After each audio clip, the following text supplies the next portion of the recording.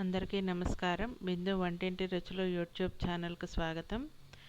ఆషాఢ మాసం వచ్చేసింది కదా, మీరందరూ కూడా గోరింటాకు పెట్టుకున్నారని అనుకుంటున్నాను. నేను కూడా నిన్న గోరింటాకు పెట్టుకున్నానండి. మా అమ్మగారు వచ్చారు మా ఇంటికి. మా అమ్మగారు మా నాన్నగారు వస్తూ నా కోసం అని గోరింటాకు తీసుకొని వచ్చారు.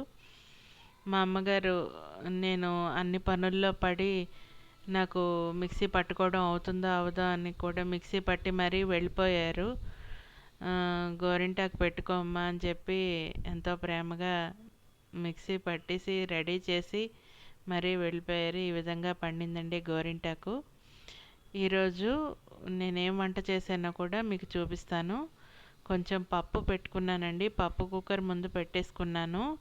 తర్వాత బీరకాయ పచ్చికారం కూరకి ఈ విధంగా బీరకాయల్ని రెండు వైపులా తరుక్కొని కుక్కర్లో వేసుకొని కొంచెం నీళ్లు పోసుకొని కుక్కర్ పెట్టుకున్నాను. కుక్కరు 2-3 విజిల్స్ వచ్చే వరకు కూరని ఉడికించుకోవాలి.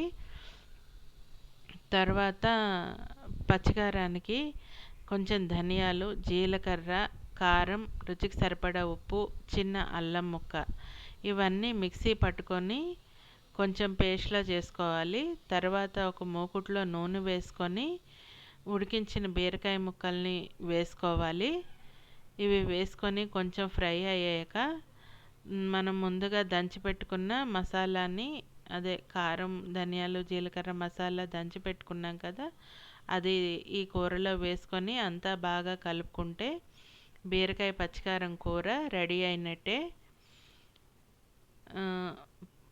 పప్పు, బీరకాయ పచ్చికారం కూర, రైస్ కుక్కర్ పెట్టుకున్నానండి. వేడివేడి అన్నంతో పప్పు బీరకాయ కూరని సర్వ్ చేసుకున్నాను. ఈ వ్లాగ్ని ఇక్కడితో ఎండ్ చేస్తున్నానండి. ఈ వ్లాగ్ నచ్చితే కనుక నా ఛానల్ని లైక్ చేసి, షేర్ చేసి, సబ్స్క్రైబ్ చేయండి. Thank you.